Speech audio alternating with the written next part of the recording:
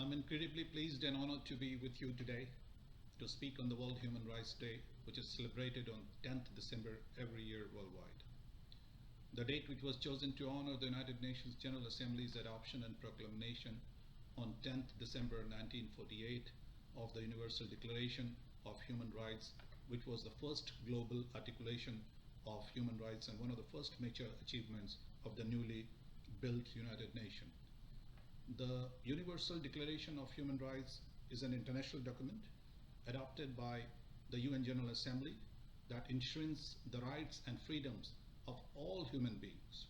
This declaration consists of 30 articles detailing an individual's basic rights and fundamental freedom and affirming their universal character as inherent, inalienable, and they applicable to all human beings. Since then, this date is therefore celebrated all over the world every year as Human Rights Day. Although the declaration, with its broad range of political, civil, economical, or social or cultural rights is not a binding document, it inspired more than 60 human rights instruments which together constitute an international standard of human rights. And today, the general consent of all the United Nations member states on the basic human rights laid down in the declaration, it even is stronger and emphasize the relevance of human rights in our daily lives. The basic right of every individual from their birth to their death is known as human rights. And every human is entitled to these rights, irrespective of their caste, creed, nationality, color, gender, religion, belief, or social status. Each country has its laws protecting and respecting these values. Throughout the course of history, there have been many violations of human rights. After the Second World War, the newly created UN issued the Declaration of Human Rights that outlined the basic rights a human being is entitled to, including everything from freedom of slavery to the right of clean water. Today, if we talk about poverty, which prevails as the gravest human right challenge in the world, combating poverty, deprivation, and exclusion is not a matter of just a charity, and it does not depend on how rich a country is. By tackling poverty as a matter of human rights obligation, the world will have a better chance of abolishing this scourge in our lifetime, if possible. Poverty eradication is an achievable goal. Human Rights Day commemorates the work of human rights organizations and all those people with consistent efforts and defend the human rights worldwide. Overall, human rights are a claim or entitlement to life and the duty to protect that right. Additionally, these rights should be reciprocal, and in my opinion, the application of human rights is a serious issue, and even in arguably the most progressive country in the world has been incredibly slow in making and abiding by reforms or ensuring even some of the most basic of human rights. The most basic rights of all human beings should be access to clean water, healthy food, adequate shelter and clothing. Equally, people have a right to education, health, healthy working conditions, the pursuit of happiness, and the ways and means to raise a family. So these are some of the basics. Nonetheless, controversy will always surround people's concept on what an individual or a nation has a right to do. Violations of human rights can be complicated for several reasons, such as if we talk about multicultural issues, they are challenging to enforce and not all violations are overt.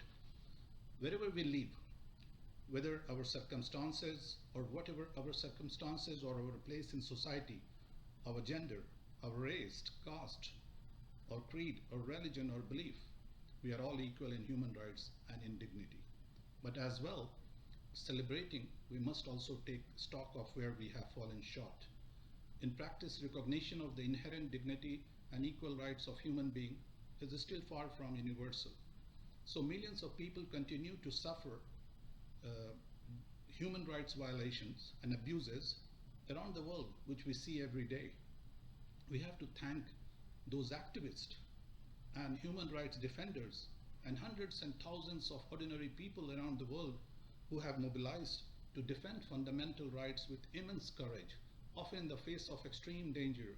And human rights defenders still face persecutions, reprisals, and rising, and the space for civil society action is shrinking in very many nations. So we should respect today as well and remember them on today's day. Lasting peace and security can never be achieved in any country without respect for human rights. As per this Universal Declaration, everyone has the right to freedom of opinion and expression. This right includes freedom to hold information and ideas and to through any media, and regardless of border, we can talk about. Freedom of expression is a core value in the democratic process. It ensures people can discuss, exchange, and debate ideas. The human rights allows the individuals and communities to find information which is important to them and share it with others without censorship or revenge. I would also like to talk about the wrong notion these days taken and misused about the freedom of speech and the right to freedom of expression, which applies to ideas of all kinds, including those that may be deeply offensive. But it comes with responsibility.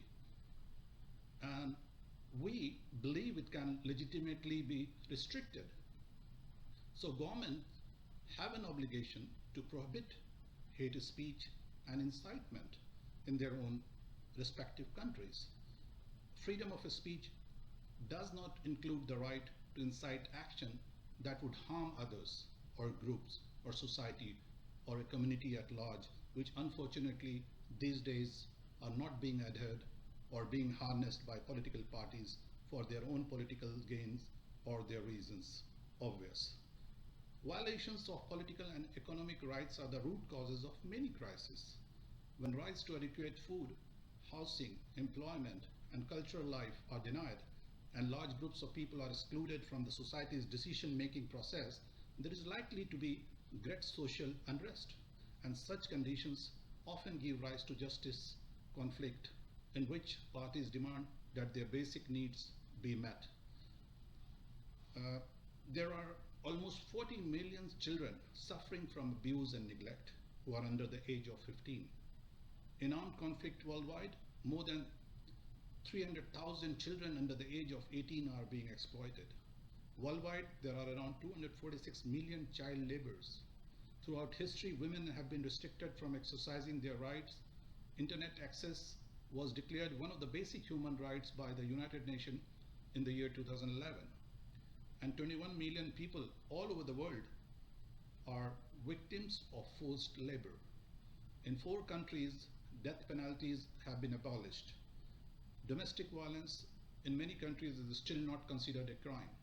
So we should always remind ourselves that world is a global village, and today we should take a pledge to contribute in whatever form and fashion we can with our individual or organizational strength to eradicate and eliminate the menace of the gross violation of human rights wherever it is seen in front of our eyes, irrespective of caste, creed, or boundaries. I would like to thank BRICS International Forum to organize this event on this special day dedicated to global human rights and giving me the opportunity to connect with all of you. Thank you, and God bless you.